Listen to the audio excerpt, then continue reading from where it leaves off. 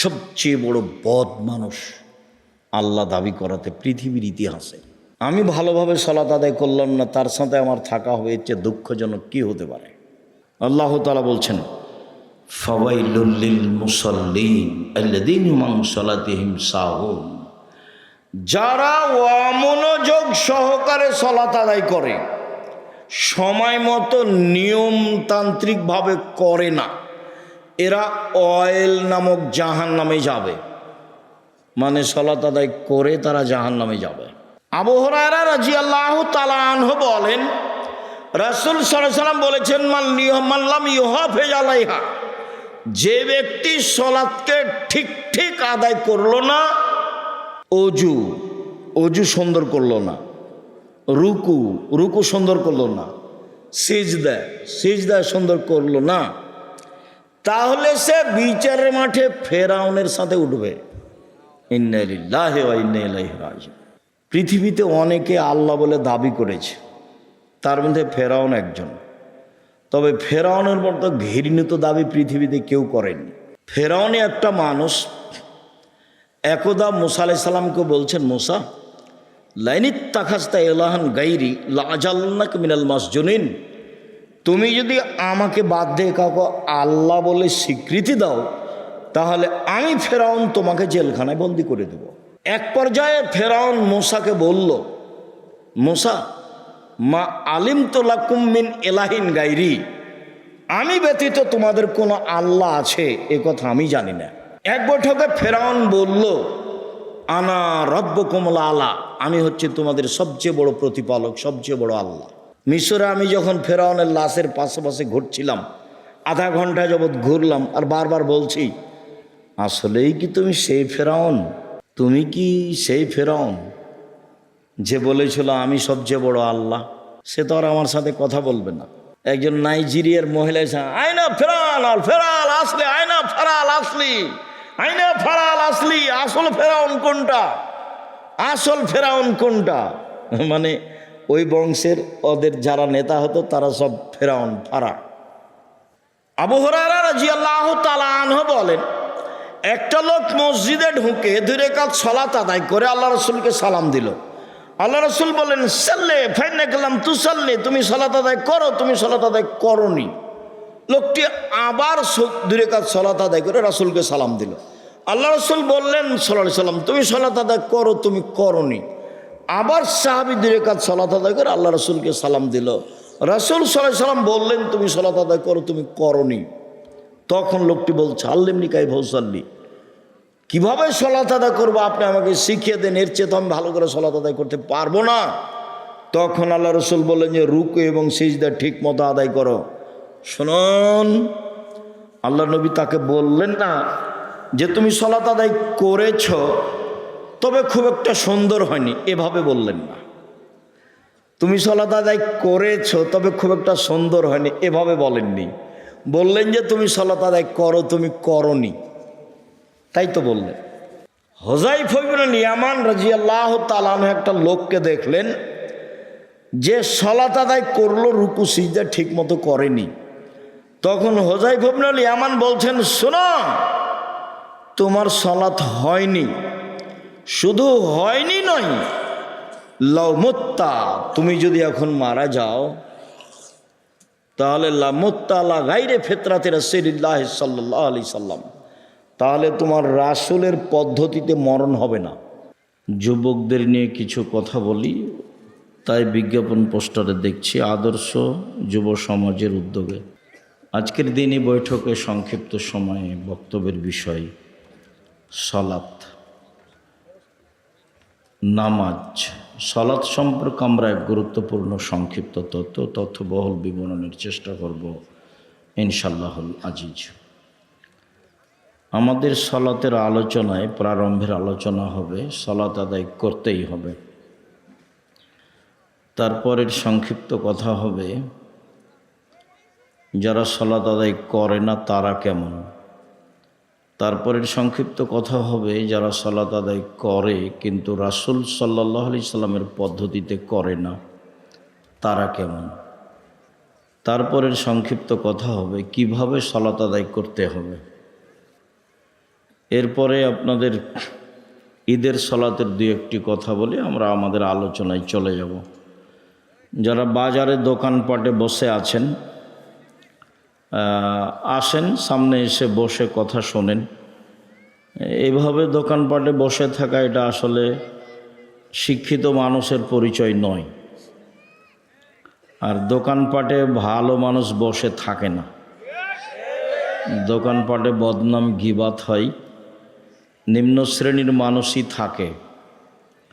আবার আজকে একটা দিনই বৈঠক, যে যেখানে আছেন মহিলা পুরুষ, আপনাদের জরুরি কথাবার্তা লেনদেন ক্রয় বিক্রয় বন্ধ করে সামনে এসে আলোচনা শোনার জন্য আমরা অনুরোধ জানাচ্ছি। আর আমাদের ছেলেরা যারা দায়িত্বে আছে ব্যতীত তোমরা বসো, কেউ দাঁড়িয়ে থাকতে পাবে না।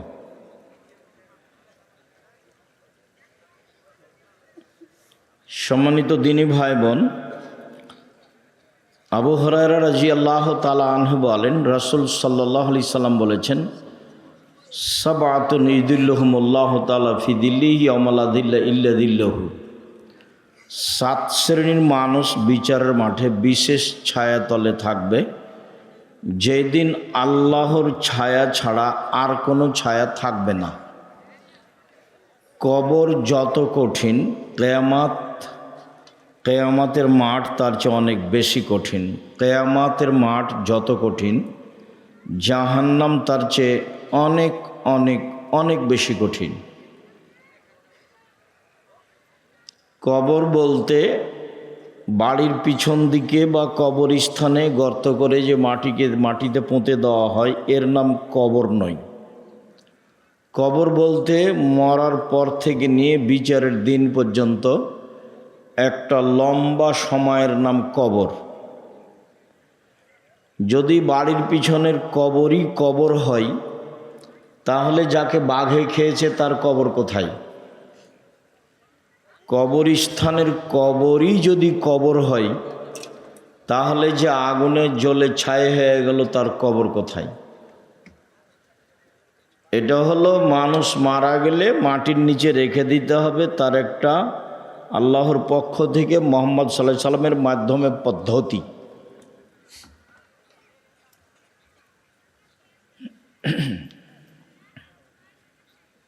কবরে মানুষকে জিজ্ঞাসা করা হবে তার কর্মনীতি নিয়ে, এবং যারা জিজ্ঞাসা করবেন তাদের আকৃতি হবে ভয়াবহ।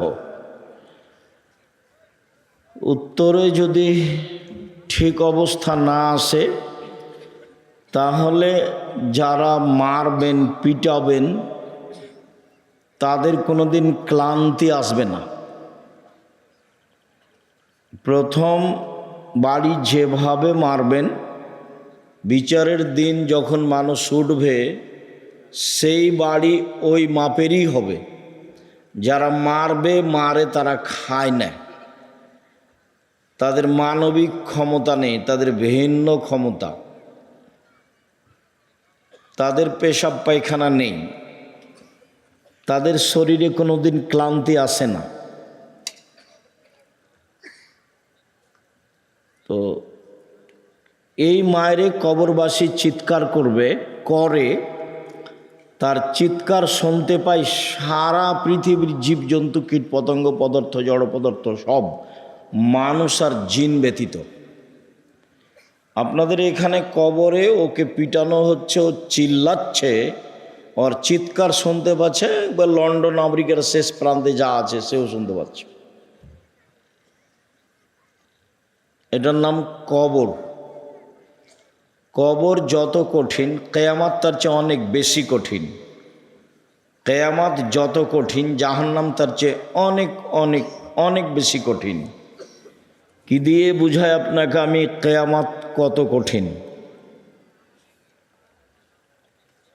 রাসূল সাল্লাল্লাহু আলাইহি সাল্লাম বলছেন যে ইউহশারুন নাসু ইয়াউমাল কিয়ামা হুফাতান ওরা গোরলান। বিচারের মাঠে মানুষকে উলঙ্গ করে খালি পায়ে খাতনা মুসলমানি বিহীন একত্রিত করা হবে। কারো পরনে কাপড় থাকবে না, কারো খাতনা করা থাকবে না এবং কারো পায়ে জুতা স্যান্ডেল থাকবে না। এইভাবে সব পুরুষ নারীকে একত্রিত করা হবে। কথাটা শুনে আয়েশা রাদিয়াল্লাহু তাআলা আনহা বললেন, আল্লাহ রাসূল আর রিজাল ও নিসা জামিয়া ইয়ানজুর বাজহুম ইলা বাজিন, এটা কেমন কথা হলো আল্লাহর নবী? তাহলে তো একজন আর একজনকে দেখবে, সবাই উলঙ্গ হয়ে থাকবে, এটা কেমন হয়ে গেল না? তখন আল্লাহ রসুল বলছেন, আয়েশা আল্লাহ আমরা আসাধ্য মিন যালিকা ইয়ানজুর বাজহুম ইলা বাজিন, সমস্যা এর চেয়ে অনেক অনেক অনেক বেশি জটিল যে মানুষ একজন আর একজনকে দেখবে এরকম কোনো অনুভূতি থাকবে না, তার নাম কিয়ামতের মাঠ। এই কথা রাসূল সাল্লাল্লাহু আলাইহি সাল্লাম বলেন আয়েশা রাদিয়াল্লাহু আনহার কথার উত্তরে।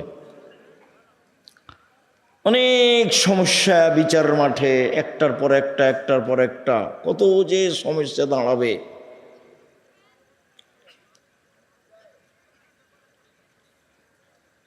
রাসূল সাল্লাল্লাহু আলাইহি সাল্লাম বিচারের মাঠের কথা বলেন যে আমরা শুনেছি সূর্য অর্ধ হাত উপরে হবে, এরকম কোনো কথা আমরা জানি না, কোরআন হাদিসে নেই। 1 মাইল উপরে হবে সূর্য, কা মিকদারে মাইলিন, 1 মাইল উপরে হবে, বুখারী মুসলিমের হাদিস। তাতে মানুষ থাকবে ঘামের মধ্যে, কারো ঘাম হবে পায়ের টাকনু পর্যন্ত, কারো ঘাম হবে হাঁটু পর্যন্ত, কারো ঘাম হবে কোমর পর্যন্ত, আর কারো নাক পর্যন্ত। কেউ ঘামে সাঁতার কাটবে। কি দিয়ে বুঝায় আপনাকে কিয়ামতের মাঠ কত কঠিন?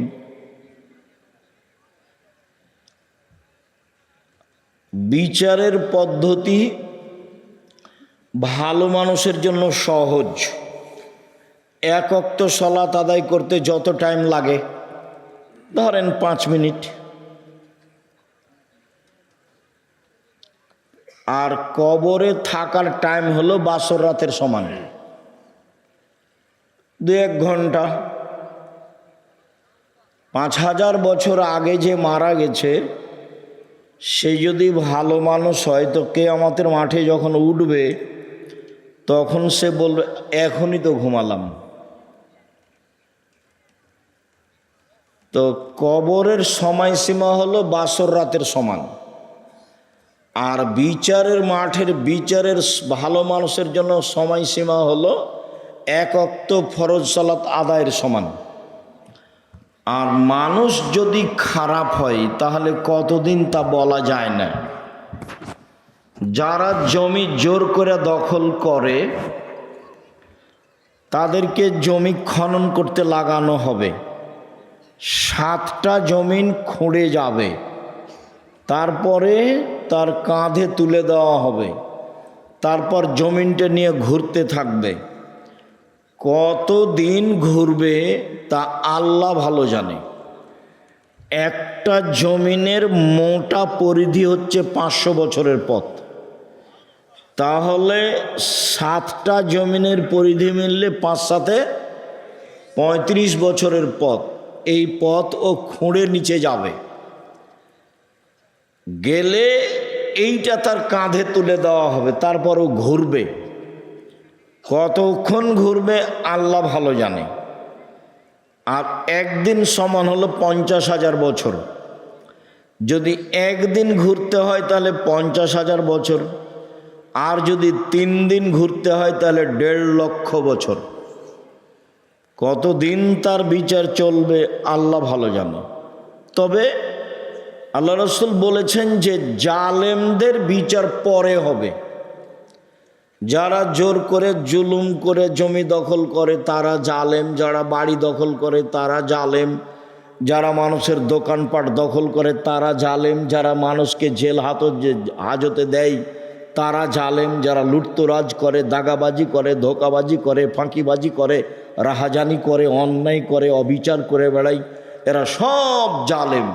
যারা জাকাত দেয় না এরাও জালেম, এদেরও বিচার দেরি হবে। হাত্তা ইউজাবাইনান নাস, মানুষের মাঝে বিচার শেষ হওয়া পর্যন্ত এদের আটকানো হবে।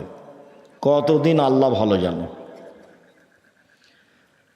তো কি দিয়ে বুঝায় আপনাকে আমি কিয়ামতের মাঠ কত কঠিন? এই সময়ে 7 শ্রেণীর মানুষ বিশেষ ছায়াতলে থাকবে মান সম্মান নিয়ে। তার এক শ্রেণীর মানুষ হচ্ছে শাবুন নাশা ফি ইবাদাতিল্লাহ। আর প্রথমেই যারা আছেন তারা এমপি মন্ত্রীরা আছেন, আজকে এমপি সাহেব। প্রথমে আল্লাহ রসুল বলছেন ইমামুন আদেল, ন্যায়পরায়ণ নেতা। যারা দায়িত্ব পালন করেন ন্যায় নিষ্ঠাভাবে, তারা থাকবেন বিশেষ ছায়াতলে বিচারের মাঠে, তারা 1 নম্বরে আছে। তাহলে এইটা যত কঠিন, যদি দুর্বল পয়েন্টে যায় তাহলে সেটা খারাপ হবে তত কঠিন। মানে জাহান্নাম উদ্বোধন হবে মাওলানা সাহেব দিয়ে, জাহান্নাম উদ্বোধন হবে মাওলানা সাহেব দিয়ে। তাহলে বিচারের মাঠে মাওলানা সাহেবের ফলাফল ভালো থাকবে। এইটা কঠিন যেমন, ওইদিক ভালো থাকবে তেমন। তো ন্যায়পরায়ণ নেতা, সামাজিকভাবে এটা খুব কঠিন। রাসূল সাল্লাল্লাহু আলাইহি ওয়াসাল্লাম বলছেন মান উলিয়া ইসরানে ফাকাত জবাব বেগার সিকিন। কাউকে যদি 2 জনের দায়িত্বশীল করা হয় তাহলে তাকে ছুরিবিহীন জবে করা হলো। এই বাক্যের সারমর্ম কি? আল্লাহ রসুল বললেন কাউকে যদি 2 জনের দায়িত্বশীল করা হয় তাহলে তাকে ছুরিবিহীন জবে করা হলো। তার মানে দায়িত্ব পরিচালনা করা খুব কঠিন। খুব যদি শক্ত সুষ্ঠুভাবে পরিচালনা করতে চায় তাহলে ইহকাল টিকবে না, মানুষ মানতে চাইবে না। উমারকেও মানেনি, জবাই করে দিয়েছে।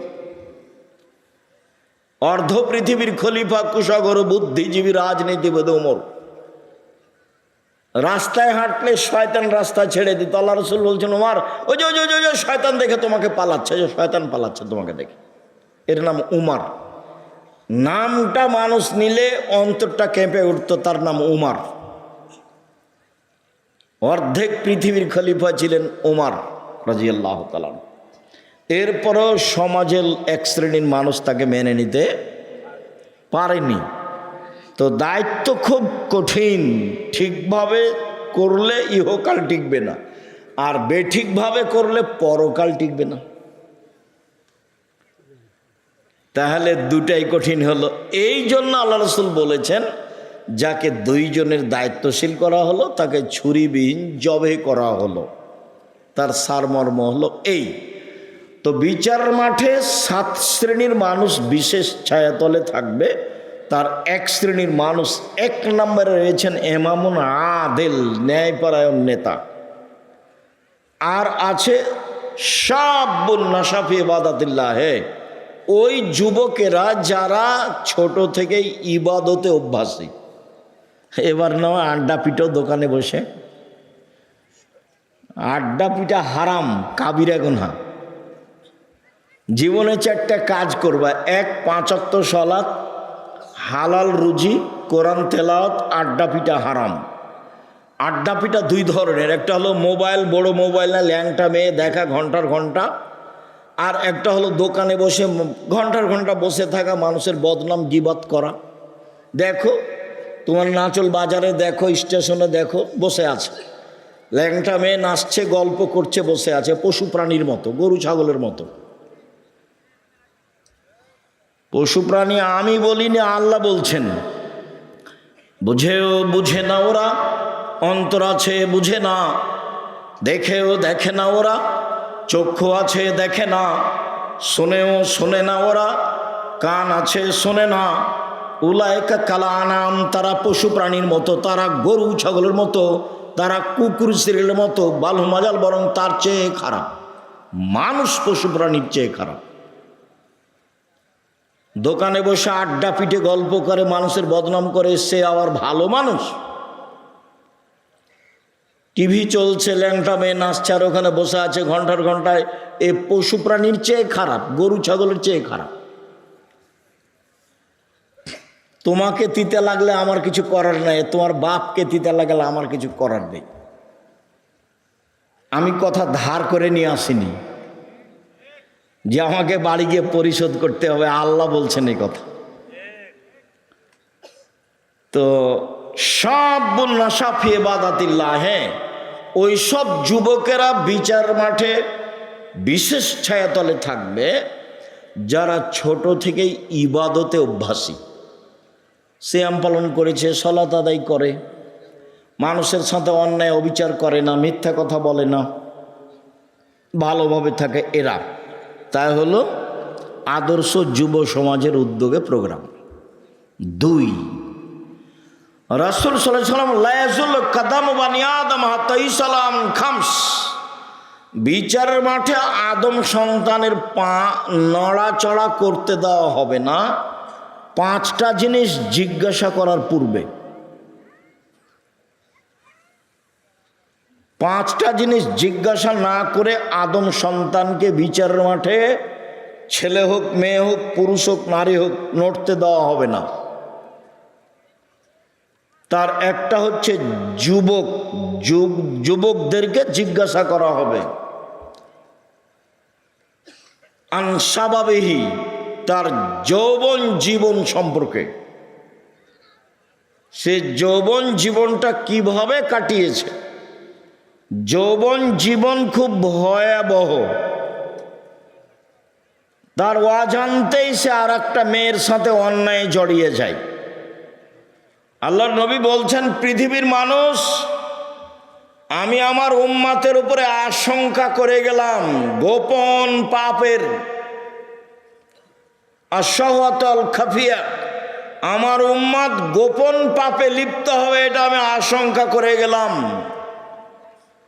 20 বছর পূর্বে, 10 বছর পূর্বে মোবাইলের মাধ্যমে মানুষ এত গোপন পাপ করত, এটা মানুষের জানা ছিল না।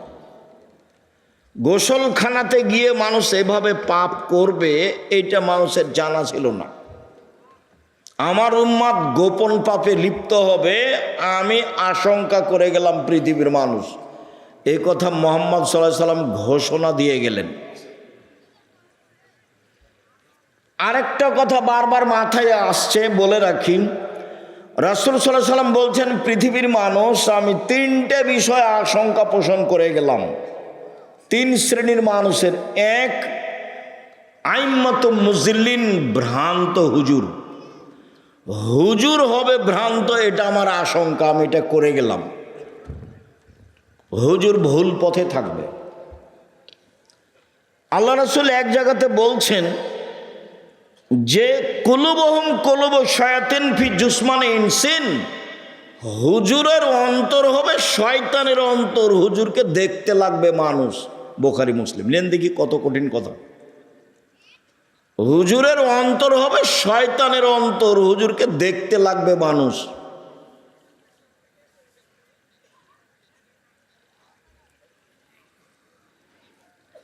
এখানে লম্বা কথা, এদিকে আর আমি আগাচ্ছি না। সম্মানিত দিনী ভাই বোন, যুবকদেরকে তার যৌবন জীবন সম্পর্কে অক্ষরে অক্ষরে জিজ্ঞাসা করা হবে। আবার ভিন্নভাবে আছে ওয়ান উমরিহি, সে পুরো বয়সটাকে কিভাবে কাটালো সেটা জিজ্ঞাসা করা হবে, এটা ভিন্ন। ওয়ান শাবাবিহি, তার যৌবন জীবন, এটা অংশ ভিন্ন। এই ছেলে বসো। সম্মানিত দিনী ভাই বোন, পুরো জীবনের চেয়ে যৌবন জীবন ভিন্ন। এটাকে যে কোনো মূল্যে কন্ট্রোলে রাখতে হবে। আড্ডা পিটা হতে, দোকানে বসা হতে, মানুষের বদনাম হতে, গিবাত হতে, এখানে সেখানে যাওয়া হতে নিজেকে হিসাব করে বিরত রাখতে হবে। 5 ওয়াক্ত সালাতে মসজিদে যেতে হবে, মানুষের সাথে ভালো আচরণ করতে হবে। এরপর আল্লাহ রাসূল বলছেন, ইগতানিম খামসান কাবলা খামসিন, পৃথিবীর মানুষ 5টা জিনিসের পূর্বে 5টা জিনিসকে মূল্যায়ন করো। শাবাবাকা কাবলা হারামেকা, তোমার বৃদ্ধ বয়স আসার পূর্বে তোমার যৌবন জীবনকে মূল্যায়ন করো। কে সব কথার দাম দিবে? কি কথা এগুলো? যৌবন জীবনে যা কিছু করতে পারবা, বৃদ্ধ হয়ে গেলে তা করতে পারবে না। চাইলে ইচ্ছা মতো তাহাজ্জুদ পড়তে উঠতে পারবে না, চাইলে ইচ্ছা মতো কোরআন তেলাওয়াত করতে পারবে না, চাইলে যেখানে সেখানে দাওয়াত দিতে যেতে পারবে না। অতএব যৌবন জীবনকে মূল্যায়ন করো বৃদ্ধ জীবন আসার পূর্বে, এই কথা মুহাম্মদ সাল্লাল্লাহু আলাইহি সাল্লাম বলেন। অতএব আমি উপস্থিত বৈঠকের যুবক, সাথে সাথে যারা যুবতী মেয়ে, যারা স্বাভাবিকভাবে অশ্লীল কাজে জড়িয়ে পড়ছে এবং পুরুষ মানুষকে বিপদে ফেলছে, দুঃখিত, বিচারের মাঠে মহিলাদেরকে জাহান্নামে যেতে হবে বেশি কেন? রাসূল সাল্লাল্লাহু আলাইহি সাল্লাম ঈদের মাঠে গেলেন, পুরুষের কাছে সলাতের পরে ফামাররা আলান নিসায়ে, তিনি মহিলাদের সামনে গেলেন ভিন্নভাবে। সামনে গিয়ে বলছেন, ইয়া মাশারান নিসা তাসাদ্দাকনা ফাইন উরিতু কুন্না আকসারা আহলিন নারে, মহিলারা শোনো, দান করো, দান করো, আমি তোমাদেরকে অধিকাংশই দেখছি জাহান্নামে।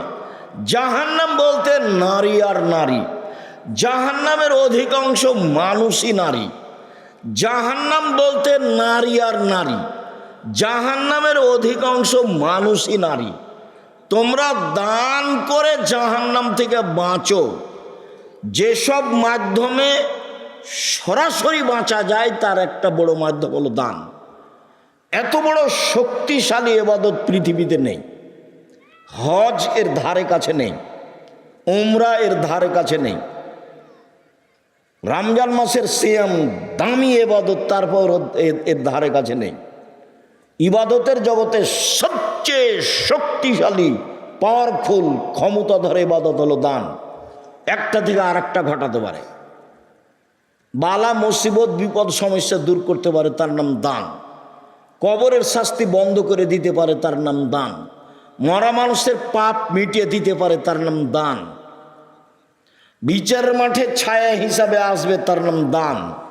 মানুষের পাপকে মিটিয়ে দিতে পারে, পানি যেমন আগুনকে নিভে দিতে পারে, তার নাম দান। আল্লাহ বললেন যে আমি জান্নাত বিক্রি করলাম তোমাদের কাছে জান এবং মালের বিনিময়ে, যাও জান দিয়ে দাও, শহীদ হয়ে যাও, আমি জান্নাত তোমার কাছে বিক্রি করে দিলাম। টাকা পয়সা আমাকে দিয়ে দাও, আমি জান্নাত তোমার কাছে বিক্রি করে দিলাম। সালাত আদায় করলে জান্নাত কিনা যায় না, হজ করলে জান্নাত কিনা যায় না, উমরা করলে জান্নাত কিনা যায় না, সিয়াম রমজান মাসে সিয়াম পালন করলে জান্নাত কিনা যায় না, তাসবিহ তাহলিল জিকির আজকার করলে জান্নাত কিনা যায় না, কোরআন তেলাওয়াত করলে জান্নাত কিনা যায় না। জান্নাত কিনারই একটাই পথ, সেটা হলো দান। যার কারণে বুখারী মুসলিমের এক হাদিসের এক বাক্য আল্লাহ রাসূল বলছেন, পৃথিবীর মানুষ ফাত্তাকুন নারা ওয়ালাউ বিশিক্কি তামারাতিন, খেজুরের বীজের ওপরে, আঁঠির ওপরে যে সাদা একটা ছিলকা আছে, একেবারে সরু চিকন, এই পরিমাণ দান করে হলেও তোমরা জাহান্নাম থেকে বাঁচো। তার মানে জাহান্নাম থেকে বাঁচার এটা বড় মাধ্যম বুখারী মুসলিম। আর কোরআন মাজিদে আর হাদিসে সব সময় আল্লাহ বলছেন কোরআন মাজিদে, আমি যেটা দিয়েছি সেখান থেকে দান করো, আমি যেটা খেতে দিয়েছি সেখান থেকে দান করো। চাঁপায় নবাবগঞ্জ নাচলের মহিলারা ভাত রান্না করার সময়তে চাউল মেপে নিয়ে এক মুষ্টি চাউল তুলে নেয় মুষ্টি হিসাবে। কাজটা ভালো, খারাপ নয়, তবে দান এটাই শেষ নয়। যারা আমার ভাইজানেরা দল সংগঠন করেন তাদের নিয়মটা ভালোই আছে, সেটা হলে এই যা ইনকাম করো তার থেকে একটা দান দিতে হবে, হিসাব ঠিক আছে। আর মরার সময়তে মানুষ একটাই দাবি আল্লাহর কাছে করে, সব মানুষ, পুরো নারী, সারা পৃথিবীর পুরুষ নারী, যে দাবিটা হলো এই, যখন জানে কবজ করার জন্য মালাকুল মউত চলে আসে, তখন বলে লাউলা আখারতানি ইলা আজালিন করিব ফাসাদদাকা ওয়া আকুম মিনাস সালিহিন, একটু সময় দাও, দান করে ভালো মানুষ হবো। আল্লাহ একটু সময় দাও, দান করে ভালো মানুষ হবো। কেউ বলে না যে আল্লাহ একটু সময় দাও, হজ করবো দিয়ে ভালো মানুষ হবো। কেউ বলেনি যে আল্লাহ একটু সময় দাও 5 ওয়াক্ত সালাত আদায় করে ভালো মানুষ হবো, কেউ মরার সময় এই কথা বলে না। আল্লাহ বলছেন যে মরার সময় সবাই বলে একটু সময় দাও, দান করে ভালো মানুষ হবো, একটু সময় দাও, দান করে ভালো মানুষ হবো। তো আল্লাহ রাসূল মহিলাদেরকে বললেন, মহিলারা শোনো, দান করে জাহান্নাম থেকে বাঁচো। জাহান্নাম বলতে নারী আর নারী, জাহান্নাম বলতে নারী আর নারী। মদিনার মহিলারা মুখের উপরে কথা বলতেন। চট করে একজন মহিলা বলে বসলেন, অবেমা ইয়া রাসূলুল্লাহ, কেন কেন আমরা বেশি জাহান্নামে যাব? জাহান্নাম বলতে নারীকেই বুঝাই কেন? তখন তিনি 3টা কথা বললেন। উপস্থিত বৈঠে গেল মুসলিম বোন, এই মেয়ে কথা বলছো কেন? যে কয়েকজন মহিলা বসে আছেন চুপ থাকেন, এদিকে খেয়াল করে থাকেন, কথা বলবেন না। আপনার কথা শুনতে আমরা আসিনি, ভদ্রতা বজায় রেখে চুপচাপ বসে থাকুন। যারা আসেনি তারা তো আসেনি, যারা গেছে তারা তো গেছে। সবাই কোরআন হাদিসের কথা শুনবে এটা পৃথিবী কোনোদিনই নয়, আগেও ছিল না, এখনো নেই। কেন? তখন এক বললেন, তুকসিরনা লানা, তোমরা খুচরা কথা বলো বেশি, অপ্রয়োজনীয় কথা, বদনাম, গীবাত, অভিশাপ, ও ভালো ও খারাপ, ও ভালো ও খারাপ, ও এই সেই। মহিলা মানুষ খুচরা কথা বলে বেশি, এর স্বামী ওর স্বামী, এর ছেলে ওর ছেলে, যে পাড়ার মহিলা যেটা দেখেন, মানে একটা বলতেই থাকে। 1 নম্বরে এইটা, এই জন্য জাহান্নামে যাওয়া। মুখখান বন্ধ রাখবেন, ভালো ছাড়া মুখ ব্যবহার করবেন না। 2, তাকফুরনাল আশিরা, স্বামীকে মেনে চলো না। সেই জন্য আমি যেটা বলেছি সেটাই ঠিক, স্বামীকে মেনেই চলতে হবে, তিতা লাগলেও মিঠা লাগলেও। তার সাথে কথা বন্ধ করে, মাসের মাস কথা না বলে, মুখখান বাঁকা করে চলে, বিছনা ভিন্ন করে থেকে সংসার করা জায়েজ নয়। আব্দুর রাজ্জাক সাহেব, আপনি তো জানেন না আমার স্বামীর মুখখান কত খারাপ, আর মুখের দিকে আমার তাকাতে ইচ্ছে করে না। আমি বুঝলাম আপনি আমার দিনী বোন, আপনার কথা আমি বুঝি, কিন্তু শোনেন, মেনেই চলতে হবে, নইলে সংসার ত্যাগ করতে হবে। যেখানে আল্লাহ রাসূল বলেছেন যে মহিলাদের জন্য জান্নাতের সব দরজা খোলা, যেটা দিয়ে ইচ্ছে সেটাতে ঢুকতে পারে, তখনও আল্লাহ রাসূল 4টা কথা বলেছেন। 1, 5 ওয়াক্ত সালাত, 2, রমজান মাসের সিয়াম রোজা, 3, স্বামীকে মেনে চলা, 4, জেনায় লিপ্ত না হলে হলো, স্বামীকে মেনে চলা। এটাই পথ, স্বামীকে মেনেই চলতে হবে, আমাদের কিছু করার নেই। মুহাম্মদ সাল্লাল্লাহু আলাইহি ওয়াসাল্লাম এভাবেই বলেছে, তিতা লাগলেও মিঠা লাগলেও মেনেই চলতে হবে। যদি দেখা যায় যে মানা যাবে না, তাহলে খোলা তালাক নিতে হবে। চেয়ারম্যান মেম্বারের কাছে গিয়ে খোলা তালাক করে নিতে হবে, কাজীর কাছে গিয়ে করে নিতে হবে। 30 দিন পরে বিবাহ বসবেন অন্য জায়গায়, কোনো সমস্যা নেই।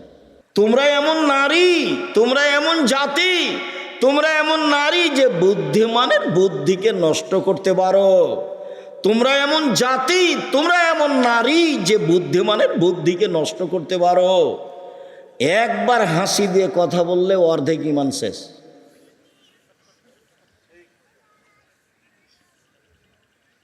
এই জন্য মহিলারা মোবাইলে কথা তেমন বলবেই না। আর আব্বার মোবাইলে রিং হচ্ছে হচ্ছে হচ্ছে হচ্ছে বারবার হচ্ছে, এরপরে যদি ধরে, আসসালামু আলাইকুম, কে বলছিলেন? আমার আব্বা বাড়িতে নেই, অন্য সময় কথা বলিয়েন। এইভাবে কথা শেষ করতে হবে। ভাইয়া কে বলছিলেন? তাহলে এর নাম্বারও ধরে রাখবে। তাহলে জাহান্নামের পথ। আমি দেখিনি তোমাদের চেয়ে কাউকে যে বুদ্ধিমানের বুদ্ধিকে নষ্ট করতে পারে। তোমরা এমন জাতি যে বুদ্ধিমানের বুদ্ধিকে নষ্ট করতে পারো। এই কথাটা আল্লাহ রাসূল বলেছেন অন্য জায়গাতে এভাবে, মা তারাক্তু বাদি ফিতনাতান আযহারা লিরিজালিন নিসায়, আমার জীবনে আমি ছাড়িনি কোনো বস্তু যেটা পুরুষের জন্য বেশি বিপজ্জনক হতে পারে নারীদের চেয়ে। বুখারী মুসলিম। আমার জীবনে আমি ছাড়িনি কোনো বস্তু যেটা পুরুষের জন্য বেশি বিপজ্জনক হতে পারে নারীদের চেয়ে। এই ছেলে, সাবধান থাকো, তোমার মোবাইলে জিন্দিগিতে যেন কোনো মেয়ের সাথে কথা না হয়। চাকরি হারাবে, মান সম্মান হারাবে, বংশমর্যাদা হারাবে, বিদ্যা হারাবে, সব হারিয়ে যাবে, রাস্তায় নিঃস্ব হয়ে নেমে যাবা। খুব সাবধান, নিজেকে কন্ট্রোল করে রাখার চেষ্টা করো। সম্মানিত দিনী ভাই বোন, বলছিলাম রাসূল সাল্লাল্লাহু আলাইহি সাল্লাম যা বললেন তাতে জাহান্নাম থেকে বাঁচার জন্য তিনি 3টে কারণ তাদের উল্লেখ করলেন। তারা জাহান্নামে যাওয়ার 3টে কারণ উল্লেখ করলেন। এই এলাকাতে মহিলারা ঈদের মাঠে যায় না, মহিলাদেরকে ঈদের মাঠে যেতে হবে এবং ব্যবস্থা করতে হবে, যেতেই হবে। উম্মু আতিয়া রাদিয়াল্লাহু তাআলা আনহা বলেন, উমিরনা নুখরিজাল হুইয়াজ ওয়া জাওয়াতিল খুদুর, আমাদের ঋতুবতী নারীকে এবং সব ধরনের মহিলাকে এবং যুবতীদেরকে ঈদের মাঠে যাওয়ার জন্য আদেশ করা হলো। তখন একজন মহিলা বলল, আল্লাহর নবী, এহেদানা লাইসালাহা জিলবাব, আমাদের কারো চাদর নেই যে, তাহলে কিভাবে ঈদের মাঠে যাবে? তখন আল্লাহ রসুল বললেন, লেতুল বেসা সাহেবাতহা মিন জিলবাবিহা, অন্য বান্ধবী অন্য মেয়ে যেন তাকে চাদর দেয়, অর্থাৎ চাদর চেয়ে নিয়ে যাবে। নিজের গায়ের চাদর যদি না থাকে তাহলে কার চাদর নিয়ে মাঠে যাবে? আর একজনের চাদর চেয়ে নিয়ে মাঠে যাবে। ভালো মহিলা তো ঈদের মাঠে যাবে, ঋতুবতী হায়েজ হয়েছে যাদের, তাদেরকে যেতে হবে, যেতেই হবে। ইয়াসহাদনা দাওয়াতুল মুসলিমিনা জামাতাহুম, তারা মুসলমানদের জামাতে উপস্থিত হবে, তাদের দুয়াতে উপস্থিত হবে। দোয়া মানে ঈদের মাঠে যে হাত তুলে দোয়া হয় সেটা নয়। দোয়া মানে ইউকাব্বিরনা মা'আন নাস, তারা মানুষের সাথে বলবে আল্লাহু আকবার, আল্লাহু আকবার, লা ইলাহা ইল্লাল্লাহ, আল্লাহু আকবার, আল্লাহু আকবার, ওয়ালিল্লাহিল হামদ, আল্লাহু আকবার, আল্লাহু আকবার, লা ইলাহা ইল্লাল্লাহ, আল্লাহু আকবার, আল্লাহু আকবার, ওয়ালিল্লাহিল হামদ। মহিলারা বলবে এবং ইমামের বক্তব্য শুনবে। ইমামকেও বিষয়ের উপর একটা সুন্দর করে বক্তব্য সাজিয়ে মানুষের সামনে বলতে হবে। খালি ট্যাঁটু করে কথা শেষ করা ঠিক হবে না। এটা সুন্দর বিষয় বাছাই করে নিয়ে মানুষের সামনে সুন্দর করে বলতে হবে। আর ফেতরা শস্যই হতে হবে, একসাই হতে হবে। কিয়ামত পর্যন্ত এর পরিবর্তন হওয়ার কোনো সুযোগ নেই। একসাই হতে হবে এবং শস্যই হতে হবে। কেউ যদি নেওয়ার না থাকে তাহলে ফেলে দিবেন। তবুও কি বের করতে হবে? শস্যই বের করতে হবে। এর বিকল্প কোনো চিন্তা ভাবনা করা যাবে না। আবু সাঈদ খুদরি রাদিয়াল্লাহু তাআলা আনহু বললেন, একসা বের করতাম, করব। তখন একজন সাহাবী দাঁড়িয়ে বললেন, কেন? মুআবিয়া যে সিরিয়া থেকে এসে বক্তব্য দিলেন, বক্তব্যে বললেন, পৃথিবীর মানুষ শুনে রেখো, সিরিয়ার অর্ধশা গম সমপরিমাণ মদিনার 1 সা খেজুর। সিরিয়ার অর্ধশা গমের মূল্য যা, মদিনার 1 সা খেজুরের মূল্য তাই। অতএব কেউ ইচ্ছা করলে অর্ধশা গম দিবে। মানুষ সেটাই গ্রহণ করল। তখন আবু সাঈদ খুদরি বললেন, না, হাজিহি কিমত মুআবিয়া, এটা মুআবিয়ার মূল্য নির্ধারণ, লা আকবালাহা লা আমালুহা, আমি কখনো গ্রহণ করব না, আমি তা কখনো আমলে নিয়ে আসব না। এইটা মুআবিয়ার মূল্য নির্ধারণ।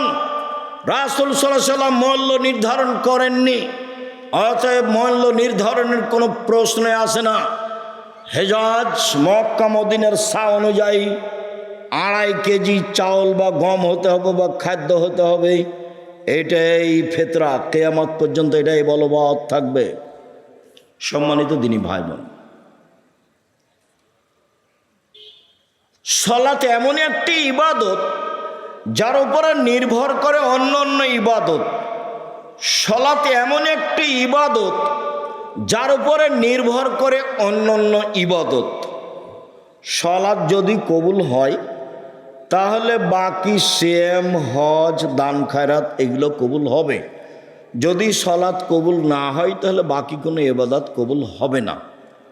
আবু হুরায়রা রাদিয়াল্লাহু তাআলা আনহু বলেন, রাসূল সাল্লাল্লাহু আলাইহি ওয়াসাল্লাম বলেছেন, আউয়ালু মা ইউসাল্লাতু ইয়াউমাল কিয়ামাহ আস-সালাহ। বিচারের মাঠে মানুষকে প্রথমে জিজ্ঞাসা করা হবে সালাত সম্পর্কে। ফাইন সালাহাত সালাহু সাইরু আমালিহি। যদি তার সালাত টিকে যায় সব ইবাদত টিকে যাবে, আর যদি তার সালাত না টিকে ফাইন ফাসাদাত ফাসাদালাহু সাইরু আমালিহি। সালাত না টিকলে সব ইবাদত বাতিল বলে গণ্য হবে। আনাস রাদিয়াল্লাহু তাআলা আনহু বলেন, রাসূল সাল্লাল্লাহু আলাইহি সাল্লাম বলেছেন, সালাতু সালাসাতা ফলাসিন। সালাত তিন ভাগে বিভক্ত। অত্তহুর সলসুন, অজু হলো তিন ভাগের এক ভাগ। অরুকু সলসুন, রুকু হলো তিন ভাগের এক ভাগ। অসজুদ সলসুন, সিজদা হলো তিন ভাগের এক ভাগ। দাহাবে হাক্কেহা, কেউ যদি এগুলি ঠিক ঠিক আদায় করে, কবেলা সালাত কবেলা সাইরু আমালিহি, তাহলে তার সালাত কবুল করা হবে, সব আমল কবুল করা হবে। ওয়াইন রুদ্দাত আলাইহি সালাতুহু, আর সালাত যদি তার কাছে প্রত্যাখ্যান করা হয়, রুদ্দ আলাইহি সাইরু আমালিহি, সব আমল বাতিল বলে গণ্য হবে। শুনুন,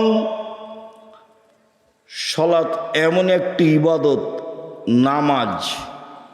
আমরা সব সময় কি শব্দ ব্যবহার করব?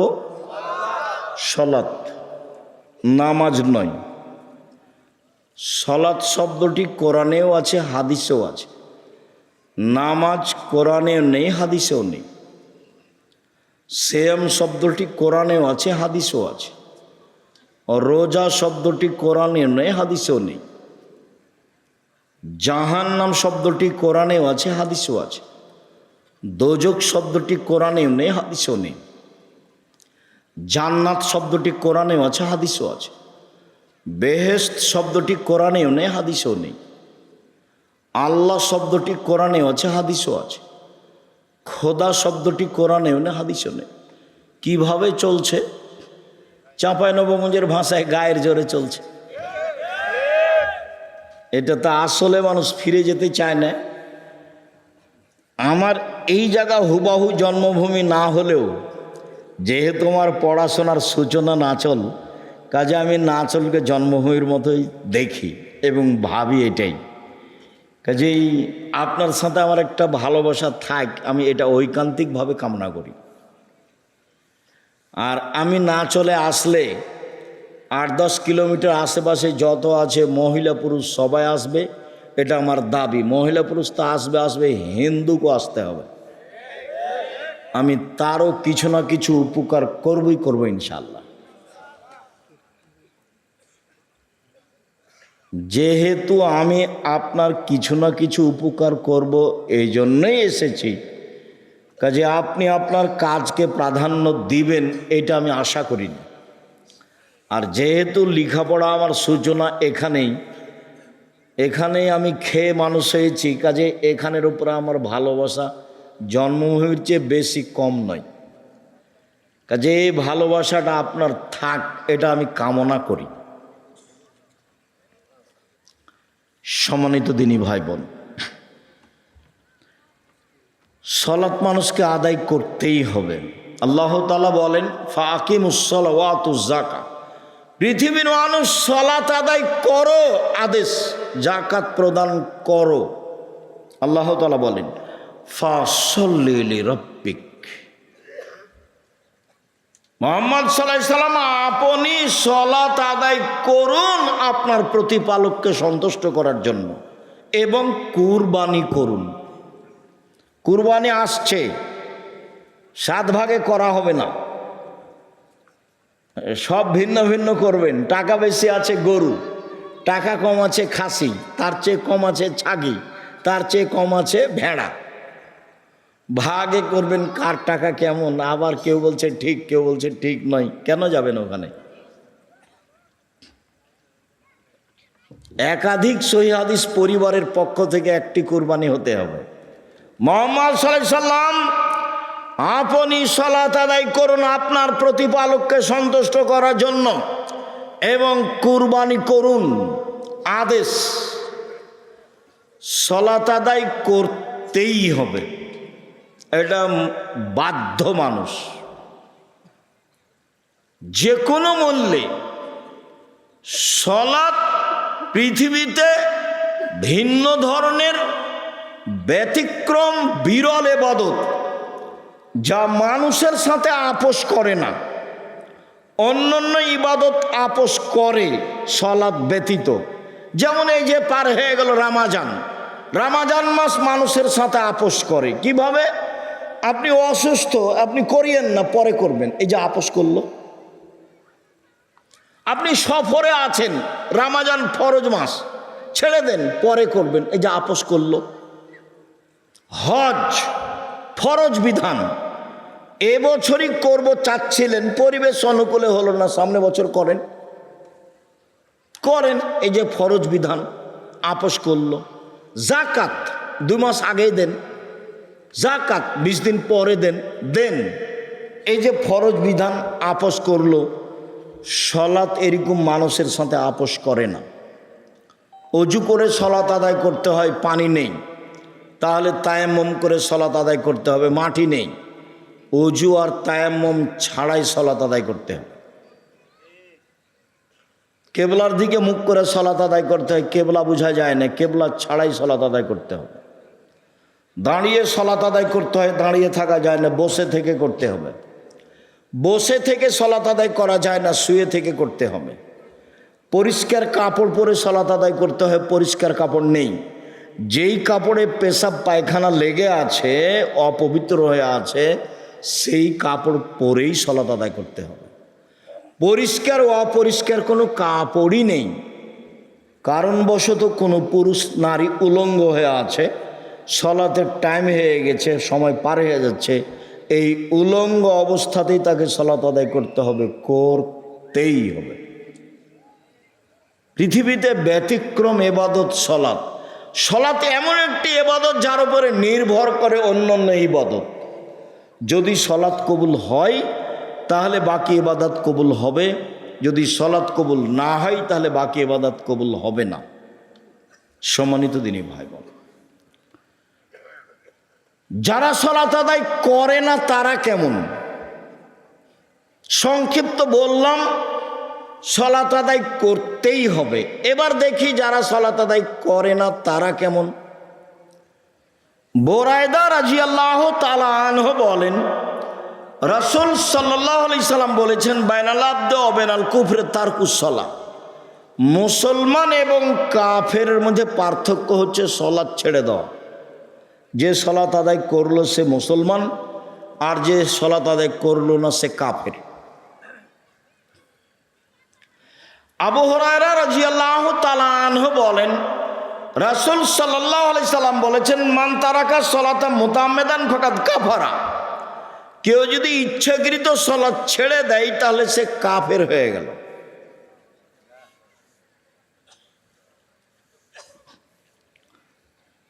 আবু হুরায়রা রাদিয়াল্লাহু তাআলা আনহু বলেন, রাসূল সাল্লাল্লাহু আলাইহি সাল্লাম বলছেন, উমিরতু আন উকাতিলান নাস হাত্তা ইয়াকুলু লা ইলাহা ইল্লাল্লাহ ওয়া ইকিমুস সালাহ। আল্লাহ নবী বলছেন, আমাকে আদেশ করা হয়েছে যে আমি মানুষকে সালাত আদায়ের জন্য এবং লা ইলাহা ইল্লাল্লাহ বলার জন্য আদেশ করব। লড়াই করে পিটিয়ে আমি প্রয়োজনে সালাত আদায় করাবো, যে কোনো মূল্যে, এটা আমাকে আদেশ করা হয়েছে। সম্মানিত দিনী ভাই বোন, অত্র হাদিসকে সামনে রেখে ইমাম আহমদ ইবনে হাম্বল রাহিমাহুল্লাহ বলেছেন, কেউ যদি অলসতা করে এক ওয়াক্ত সালাত ছেড়ে দেয় তাহলে তাকে কুরবানি জবে করতে হবে, হত্যা করতে হবে। ইমাম আবু হানিফা রাহিমাহুল্লাহ বলেছেন, কেউ যদি অলসতা করে এক ওয়াক্ত সালাত ছেড়ে দেয় তাহলে তাকে জেলখানায় বন্দি করে পিটিয়ে সালাত আদায় করাতে হবে। বর্তমান আরবি বিদ্বানগণ বলছেন যে স্বামী সালাত আদায় করে, স্ত্রী করে না, স্ত্রী করে স্বামী করে না, তখন বিভাগ কেটে গেছে, বিভাগ নেই, চেয়ারম্যান লাগে না, মেম্বার লাগে না, খাতা কলম লাগে না, বিভাগ এমনিতে কেটে গেছে। আরবিরা আরও বলছেন যে এই লোকটা যদি মারা যায় তাহলে তার জানাজা হবে না। শুধু তাই নয়, এর লাশটা মুসলমানের কবরস্থানে দাফন করা হবে না, এই লাশ ফেলে দিতে হবে শ্মশান ঘাটে। হিন্দুর মারা গেলে যেখানে ফেলে দিতে হয় সেখানে ফেলে দিতে হবে। এই পর্যন্ত কলম উল্লেখ করেছে তারা। তাহলে বেনামাজির অবস্থা আমরা বুঝতে পারলাম। রাসূল সাল্লাল্লাহু আলাইহি সাল্লাম যেভাবে বললেন তাতেও কাফের, বিদ্বানগণ যেভাবে বললেন তাতেও হত্যার যোগ্য। আরবি বিদ্বানগণ যেভাবে বলছেন তার জানাজা নেই, তাকে শ্মশান ঘাটে ফেলে দিতে হবে। এই ছেলেরা, এই তোমরা যারা দায়িত্ব পালন করছো তোমরা একটু পাহারা দাও। আর ওই যে মোটর সাইকেলটা স্টার্ট দিল কিভাবে, তুমি কি করছো? যখন দেখলে তাকে নিষেধ করবে না, এখান থেকে দূরে নিয়ে যাবে, তারপরে স্টার্ট দিবে। এটা হয় কি করে? তোমরা আজকে বক্তব্য শোনো না, তোমরা দাঁড়িয়ে থাকো। অল্প সময় আমি আব্দুল্লাহ বিন ফজল রাহিমাহুল্লাহ নয় যে ঘন্টার ঘন্টা বক্তব্য দেবো ভোর পর্যন্ত। সম্মানিত দিনী ভাই বোন, এইবার যারা সালাত আদায় করে কিন্তু রাসূলের পদ্ধতিতে করে না, তাদের অবস্থা কি? আল্লাহ তাআলা বলছেন, ফাওয়াইলুল লিল মুসাল্লিন আল্লাযীনা হুম আন সালাতিহিম সাহুন। যারা অমনোযোগ সহকারে সালাত আদায় করে, সময় মতো নিয়মতান্ত্রিকভাবে করে না, এরা অয়েল নামক জাহান্নামে যাবে। মানে সালাত আদায় করে তারা জাহান্নামে যাবে। আবু হুরায়রা রাদিয়াল্লাহু তাআলা আনহু বলেন, রাসূল সাল্লাল্লাহু আলাইহি ওয়াসাল্লাম বলেছেন, মান লাম ইউহাফিজ আলাইহা, যে ব্যক্তি সালাতকে ঠিক ঠিক আদায় করলো না, অজু সুন্দর করলো না, রুকু সুন্দর করলো না, সিজদা সুন্দর করলো না, তাহলে সে বিচারের মাঠে ফেরাউনের সাথে উঠবে। ইন্না লিল্লাহি ওয়া ইন্না ইলাইহি রাজিউন। পৃথিবীতে অনেকে আল্লাহ বলে দাবি করেছে, তার মধ্যে ফেরাউন একজন। তবে ফেরাউনের মতো ঘৃণিত দাবি পৃথিবীতে কেউ করেনি।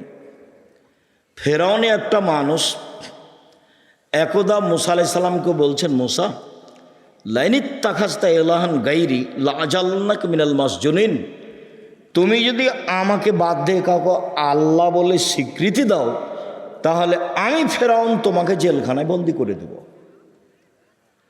এক পর্যায়ে ফেরাউন মুসাকে বলল, মুসা মা আলিমতু লাকুম মিন ইলাহিন গায়রি, আমি ব্যতীত তোমাদের কোনো আল্লাহ আছে এ কথা আমি জানি না। এক বৈঠকে ফেরাউন বলল, আনা রব্বুকুমুল আলা, আমি হচ্ছে তোমাদের সবচেয়ে বড় প্রতিপালক, সবচেয়ে বড় আল্লাহ। মিশরে আমি যখন ফেরাউনের লাশের পাশে ঘুরছিলাম, আধা ঘন্টা যাবৎ ঘুরলাম আর বারবার বলছি, আসলেই কি তুমি সেই ফেরাউন? তুমি কি সেই ফেরাউন যে বলেছিল আমি সবচেয়ে বড় আল্লাহ? সে তো আর আমার সাথে কথা বলবে না। একজন নাইজেরিয়ার মহিলা এসে, আইনা ফেরাল ফেরাল আসলে, আইনা ফেরাল আসলি, আইনা ফেরাল আসলি, আসল ফেরাউন কোনটা, আসল ফেরাউন কোনটা? মানে ওই বংশের ওদের যারা নেতা হতো তারা সব ফেরাউন ফারা।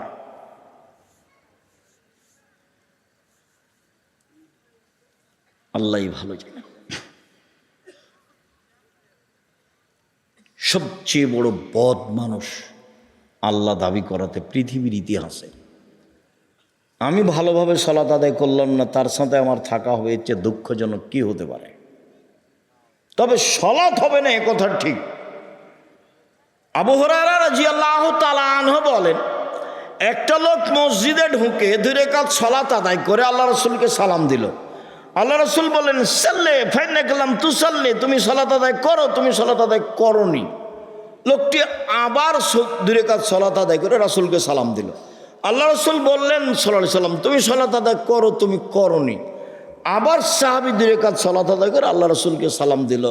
রাসূল সাল্লাল্লাহু আলাইহি সাল্লাম বললেন তুমি সালাত আদায় করো, তুমি করনি।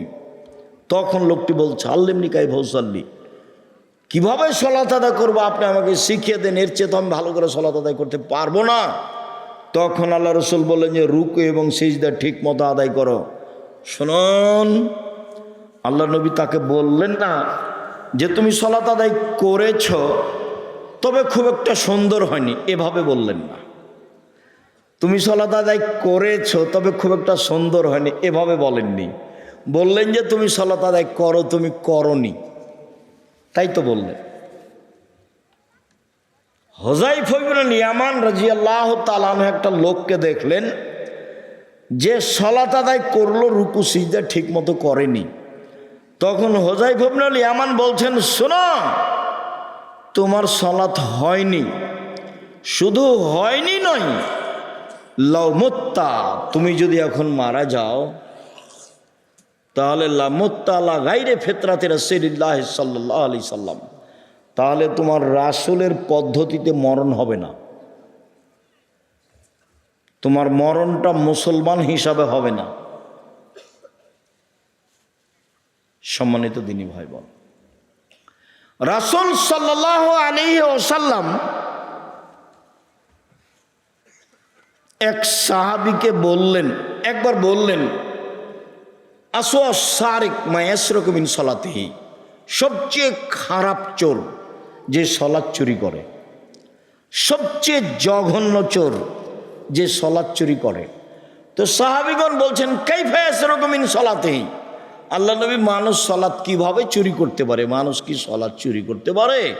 সালাত কি চুরি করার জিনিস? তখন রাসূল সাল্লাল্লাহু আলাইহি ওয়াসাল্লাম বললেন মাল্লাম ইতিম রুকু ওয়ালা সুজুদাহা, যে ব্যক্তি রুকু সিজদা ঠিক মতো আদায় করলো না সে হলো সালাত চোর। তাহলে যারা সালাত আদায় করে কিন্তু ঠিক মতো আদায় করে না, তার অবস্থা হলো এই, যেটুকু করবেন ঠিক করতে হবে, ধীর স্থির করতে হবে, রুকু ধীর স্থির করতে হবে, সিজদা ধীর স্থির করতে হবে, সুন্দর করে ওযু করতে হবে। চলেন এক খেয়ালে চেয়ে থাকবেন যে যেখানে আছেন, মহিলা পুরুষ। বুখারী মুসলিমের এক হাদিসে এসেছে রাসূল সাল্লাল্লাহু আলাইহি ওয়াসাল্লাম বললেন সাল্লু কামা রাআইতুমুনি উসাল্লি, পৃথিবীর মানুষ সালাত আদায় করো যেভাবে আমাকে সালাত আদায় করতে দেখছো। আল্লাহ নবী বললেন যে আমাকে যেভাবে সালাত আদায় করতে দেখছো। তো এখন কি রাসূল সাল্লাল্লাহু আলাইহি ওয়াসাল্লাম বেঁচে আছেন? তো আমরা তাকে কিভাবে দেখব? হাদিস পরামর্শের জন্য থাকলো 1 নম্বরে বুখারী মুসলিম, দেখে সালাত ঠিক করেন।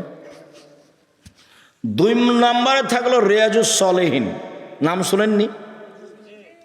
রিয়াজুস সালেহিন, রিয়াজুস সালেহিন একটা হাদিসের বই, বাংলা পাওয়া যায়, এখানে সালাত ঠিক করেন।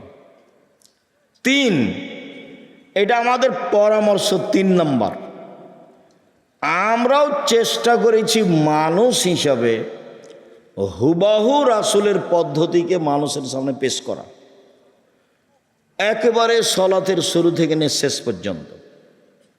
আমি যেটা পেশ করেছি সে বইয়ের নাম রাসূল সাল্লাল্লাহু আলাইহি সাল্লামের সালাত বনাম প্রচলিত সালাত। দেখেন রুকু সিজদা কিভাবে হবে, পরিমাণ কি হবে। আমি মানুষ হিসেবে চেষ্টা করেছি যে আমার আপনার সালাতটা যেন রাসূলের সাথে মিল খায়। আল্লাহ রাসূল বললেন সাল্লু কামা রাআইতুমুনি উসাল্লি, তোমরা সালাত আদায় করো যেভাবে আমাকে সালাত আদায় করতে দেখছো। একটু বাস্তব দেখাই। আল্লাহু আকবার বলে সালাত আরম্ভ করবেন, আল্লাহু আকবার বলার পূর্বে ওযু করবেন সুন্দর করে। রাসূল সাল্লাল্লাহু আলাইহি সাল্লাম বললেন শোনো, আমি কি এমন কিছু বলে দিব না যাতে পাপ মিটে যাবে, মান বেড়ে যাবে? সাহাবীগণ বলেন হ্যাঁ বলেন, সেটা কি? যাতে পাপ মিটে যাবে, মান বেড়ে যাবে। সুন্দর করে অজু করলে পাপ মিটে যাবে, মান বেড়ে যাবে। সুন্দর করে অজু করলে পাপ মিটে যাবে, মান বেড়ে যাবে। 2, পায়ে হেঁটে মসজিদে গেলে পাপ মিটে যাবে, মান বেড়ে যাবে। 3, মসজিদে গিয়ে সলাতের পরে তাসবিহ তাহলিল জিকির আজকার করলে পাপ মিটে যাবে, মান বেড়ে যাবে। আর একবার আল্লাহ রাসূল বলছেন, সুন্দর করে অজু করলে লোকটা হয়ে যাবে সেই দিনের মতো যেদিন তার মা তাকে জন্ম দিয়েছেন, নিষ্পাপ হয়ে যাবে। এই ছেলে, একটু বসো।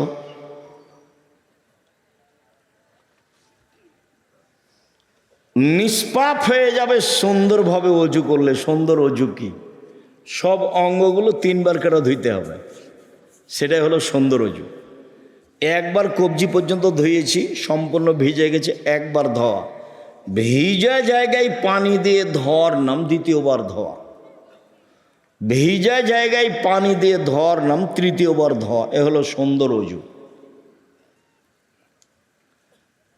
কবজি পর্যন্ত ভিজাতে গিয়ে যদি একাধিকবার পানি লাগে, লাগুক।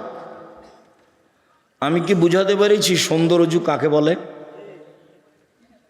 ভিজা জায়গায় পানি দিয়ে ধুইবেন, তারপর দ্বিতীয়বার ধোয়া, 3 বার, তখন হবে সুন্দর অজু। শীতের দিনেও মন খারাপ করে অজু করবেন না, মানে আপনি হয়ে যাবেন সেই দিনের মতো যেদিন আপনার মা আপনাকে জন্ম দিয়েছে, নিষ্পাপ হয়ে যাবেন। এই আশায় আপনি সুন্দর করে অজু করবেন। একটা হাদিসে এসেছে, হল অজু মাকানা কাবলাহু, অজু অতীতের সব পাপকে মিটিয়ে দেয়। কাজে অজু যেন খুব সুন্দর হয়। সুন্দর করে অজু করার পূর্বে পেশাব পায়খানার কাজ থাকলে সেরে আসবেন। পেশাব পায়খানায় বসার সময় বলবেন বিসমিল্লাহ আল্লাহুম্মা ইন্নী আউযু বিকা মিনাল খুবুসি ওয়াল খাবায়েস। যদি বিসমিল্লাহ ছেড়ে দেন তাহলে শয়তান লজ্জাস্থান দেখতে পাবে, ক্ষতি করতে পারবে। আর যদি বিসমিল্লাহ সহ বলেন বিসমিল্লাহ আল্লাহুম্মা ইন্নী আউযু বিকা মিনাল খুবুসি ওয়াল খাবায়েস, তাহলে ও ক্ষতি করা তো দূরের কথা, লজ্জাস্থান দেখতেই পাবে না। আর শয়তান টয়লেটে থাকে, এই জন্য ও দোয়া পড়ে ঢুকতে হয়, দোয়া পড়ে বসতে হয়। ওর শয়তানের থাকার জায়গা, জিনের থাকার জায়গা টয়লেট, খারাপ জায়গা।